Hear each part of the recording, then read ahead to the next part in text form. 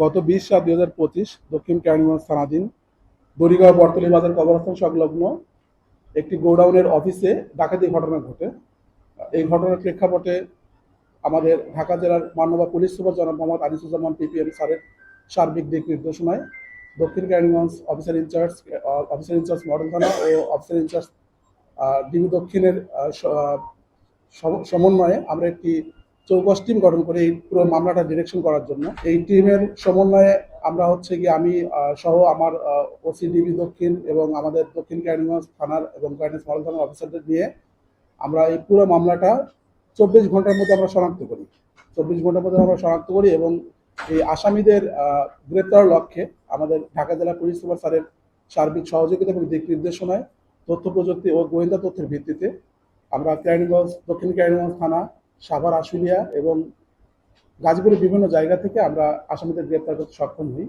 আজকে এই মামলা সংক্রান্ত আমরা 4 জন আসামিকে আমরা গ্রেপ্তার করেছি। পাশাপাশি এই মামলাটা তদন্ত করতে গিয়ে আমরা আমাদের কেরানীগঞ্জ মডেল থানায় একটি ঘটনা ঘটে। এই ডাকাত চক্রে একটা কমন একটা প্যাটার্ন আছে, সেটা আমি আপনাদের সঙ্গে শেয়ার করবো। এরা মূলত বিভিন্ন গুদাম যে আছে, গুদাম বা আপনার গোডাউন যেগুলো বলে, এই গোডাউনগুলোতে এরা ডাকাতি করে। ডাকাতের বিভিন্ন প্যাটার্ন, কেউ হাউস ডাকাতি করে, কেউ রোড ডাকাতি করে, বাট এদের প্যাটার্নটা এরা বিভিন্ন গোডাউনে ডাকাতি করে।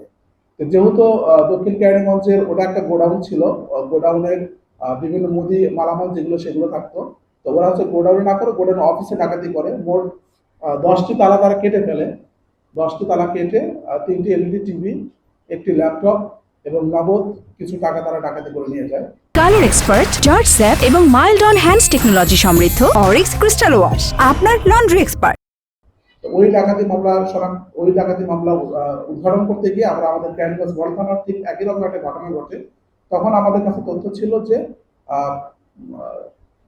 3-4 জন তারা বলপূর্বক প্রবেশ করে চুরি ঘটনা ঘটায়।